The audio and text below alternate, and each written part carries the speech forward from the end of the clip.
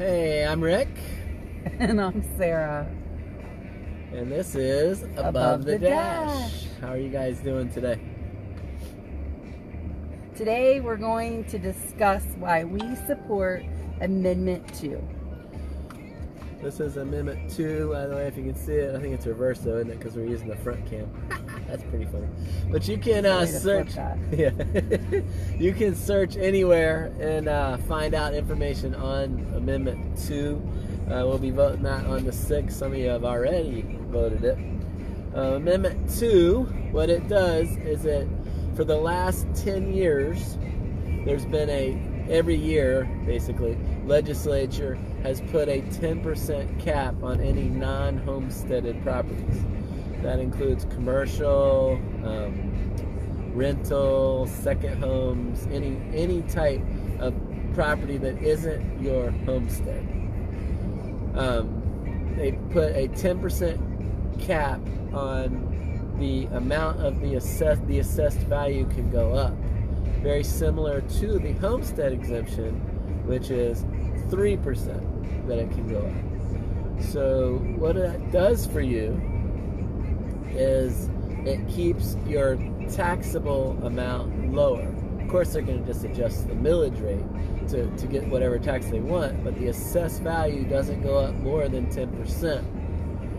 What this amendment does is it makes it permanent.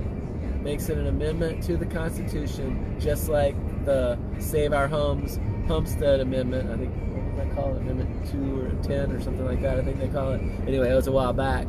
And that one's capped homestead at 3%.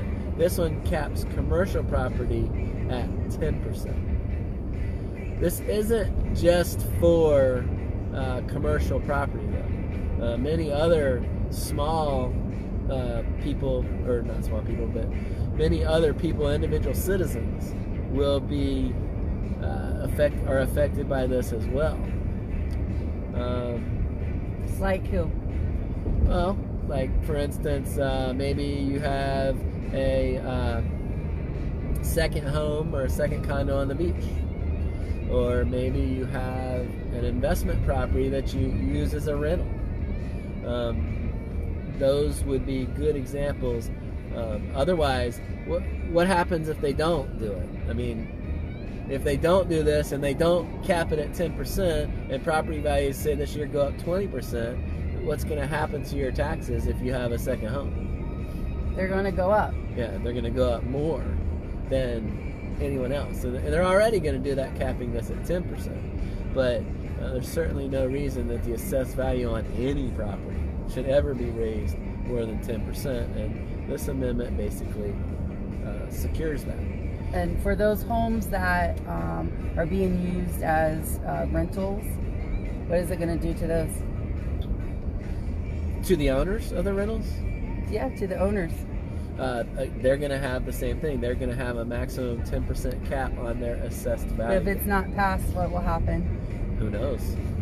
It could then go up, right? It could go up 20%, yeah. I mean, and then who's going to eat that?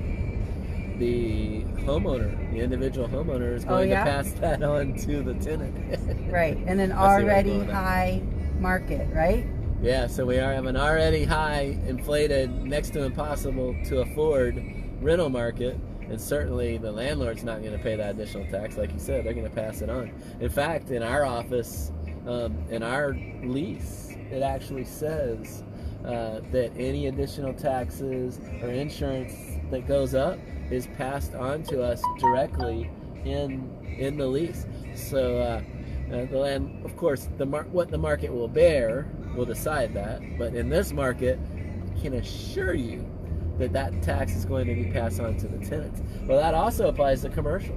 What if you have what if you're the owner of a 20-unit office space, for instance, and the taxes go up?